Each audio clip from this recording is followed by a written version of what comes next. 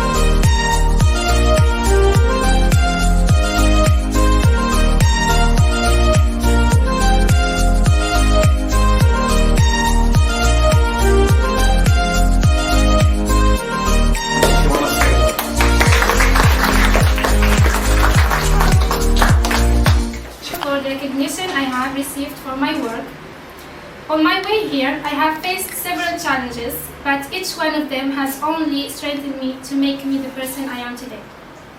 Winning this award would not have been possible without the inspiration I have received from my seniors and my colleagues, but for whom I have the deepest respect and from whom I have derived the strength to challenge myself and perform better at each stage.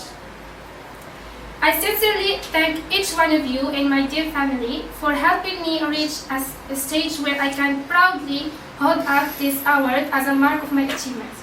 I also promise to only get better at my work for more such awards. Thank you. Well-deserved Teacher of the Year certificate. It's going to be given to teacher Iman. Maybe you know her. Okay. And awarded by American Institute TEMARA. Proud to be a member of AIT, which is the best institute, which is the best center in my opinion to learn and to have this knowledge of this language as a good background.